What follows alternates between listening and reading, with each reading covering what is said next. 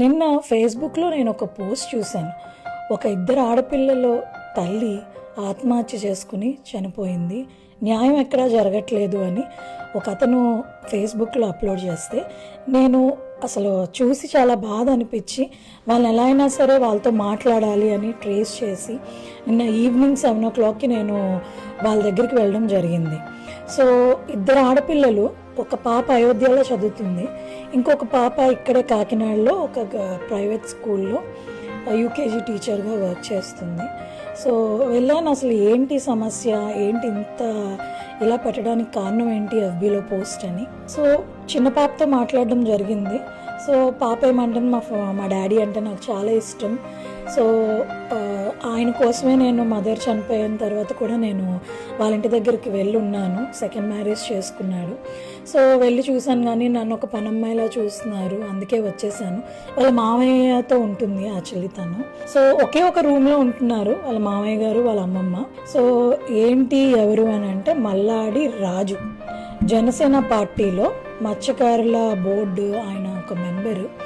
So ఆయనకి schools ఉన్నాయి, settle అయిన ఫ్యామిలీయే. వాళ్ళ మదర్ బతుకున్నప్పుడు ఒక ఆడపిల్లని ఎలా ఏడిపించకూడదు అలా ఏడిపించి మనస్తాపానికి గురి చేశాడు ఆయన. కోర్టులో తిరిగి 8 సంవత్సరాలు తిరిగి ఎక్కడ న్యాయం జరగక మనస్తాపానికి గురై ఊరేసుకునో సూసైడ్ చేసుకుని చనిపోయింది.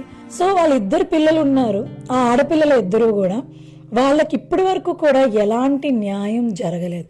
ఇప్పటికి 10 సంవత్సరాలు అవుతుంది. కోర్టు చుట్టూరా తిరిగి వాళ్ళు అలసిపోయారు. అధికారం ఉంది కదా అని రీసెంట్గానే ఒక 1-2 months బ్యాక్ కోర్టులో ఏదో కేసు వేసుకున్నాడు. అటెంప్ట్ టు మర్డర్ అంట అబ్బాయి మల్లాడి రాజు. 7 మీద అటెంప్ట్ టు మర్డర్ కేసు పెట్టి వీళ్ళని పాపం కోర్టు చుట్టూరా తిప్పుతున్నారు. చంద్రశేఖర్ రెడ్డి గారు ఆయన హయాంలో ఎమ్మెల్యేగా ఉన్నప్పుడు ఆ అమ్మాయి కోసం చాలా గట్టిగా స్టాండ్ తీసుకున్నారు, ఆడపిల్ల కోసం.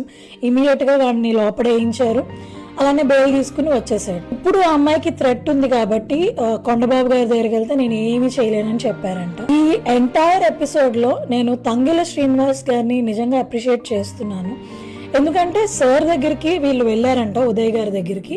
సో వెళ్తే అయ్యో నేను ఆ అబ్బాయిని నా దగ్గరికి రానివ్వను, అసలు ఖచ్చితంగా మేము ఖండిస్తున్నాం అని చెప్పి పిల్లలకి సపోర్ట్ చేసి నేను కూడా కనుక్కున్నాను నిజంగానే ఆయన రానివ్వట్లేదా. ఎందుకంటే ఆ మల్లాడి రాజు పోస్ట్ చూస్తే 25th November ఉదయ్ గారితో తీసిన ఫొటోస్ ఉన్నాయి. సో ఏంటి అని కూడా నేను ఎంక్వైరీ చేస్తే నిజంగానే ఉదయ్ శ్రీనివాస్ గారు అతన్ని దగ్గరికి రానివ్వట్లేదు. అలానే పార్టీ ఏ కార్యక్రమాల్లో కూడా ఆయన్ని ఎంటర్ చేయనివ్వట్లేదు. సో